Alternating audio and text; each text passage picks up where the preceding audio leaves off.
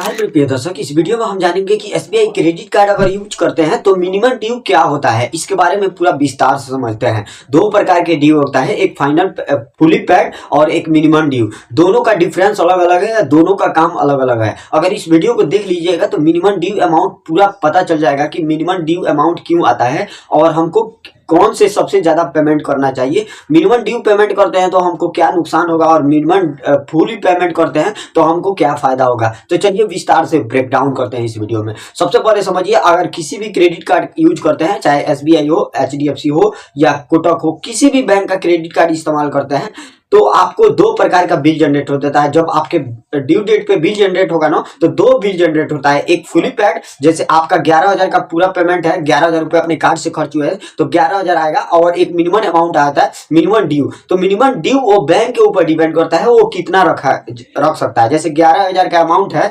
तो minimum due का मतलब हो गया कि आपको 30% से भी कम रखेगा। मतलब 30% हिस्सा, 40% हिस्सा, 50% हिस्सा वो रख सकता है। वो उनके ऊपर डिपेंड करता है। इसमें कोई लिमिटेशन नहीं है कि आपके मर्जी के अनुसार आएगा, वो बैंक के मर्जी के अनुसार आ जाता है। जैसे कि 11,000 रुपए आप अमाउंट खर्च किए और मिनिमम ड्यू अमाउंट आया 3,000 रुपए, तो मिसाल के तौर पर 3,000 रुपए हम क्या पेमेंट कर पाएंगे।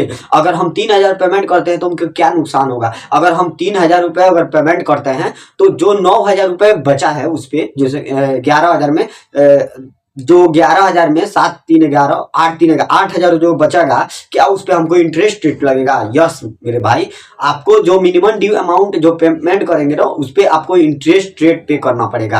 अगर मिनिमम ड्यू अमाउंट कब पे किया जाता है और फुली पेड कम पेमेंट किया जाता है, तो मिनिमम ड्यू अमाउंट जब भी पेमेंट कीजिएगा तो आपको चार्ज देना पड़ेगा। तो जब भी क्रेडिट कार्ड का पेमेंट कीजिए, जितना अमाउंट का बिल जनरेट हुआ है फुली अमाउंट का पेमेंट कीजिए। फुली अमाउंट पेमेंट करने से फायदा ये होता है आप चार्ज बच सकते हैं। दूसरा, आपका क्रेडिट कार्ड यूटिलाइजेशन कम हो जाता है और आपका सिविल स्कोर बेटर हो जाता है। तो मिनिमम ड्यू अमाउंट जब पे करते हैं तो आपको चार्ज हमेशा पे करना होगा। मिनिमम ड्यू अमाउंट कब पे किया जाता है, जब इमरजेंसी में आपको इसको ईएमआई बनवाना होगा तब। जैसे कि पंजाब नेशनल बैंक का हमारा क्रेडिट कार्ड था और उसमें 50,000 हम खर्च कर दिया था, मिनिमम ड्यू अमाउंट आया था 4,000 रुपए। तो बैंक बोला तो सर एक काम कीजिए कि देखिए फुली पेमेंट करना पड़ेगा आपको हर हाल में, ये नहीं है कि नहीं करना पड़ेगा, लेकिन जब तक आप मिनिमम अमाउंट पे नहीं कीजिएगा तो फुली पेमेंट का ऑप्शन भी नहीं आएगा। तो फुली पेमेंट करना पड़ेगा। जैसे मिनिमम अमाउंट पे करने के बाद ड्यू डेट से पहले आपको ईएमआई कन्वर्सन जैसन करना पड़ेगा। जैसे कि आपका बिल जनरेट हुआ 4 तारीख को, मिसाल के तौर पर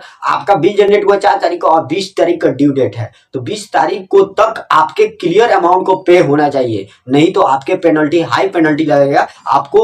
आपको जो लेट करेंगे उस पे लेट फी भी ऐड किया जाएगा। तो ज्यादातर कोशिश कीजिए फुली अमाउंट पेमेंट करें। फुली अमाउंट पेमेंट करने से फायदा होता है कि आपका सिविल स्कोर डेवलप होता है। तो उम्मीद करता हूं दोनों तरीका आपको पता चल गया कि मिनिमम ड्यू अमाउंट कब पेमेंट किया जाता है और फुली पेमेंट कब किया जाता है, कितना नुकसान होता है और कितना फायदा होता है। तो चलिए विस्तार से समझ लिए इस वीडियो में। मेरे भाई हमारे वीडियो को देख कर चले जाते हैं लेकिन सब्सक्राइब नहीं करते तो प्लीज लाइक और सब्सक्राइब करके सपोर्ट कर दीजिए मेरे भाई।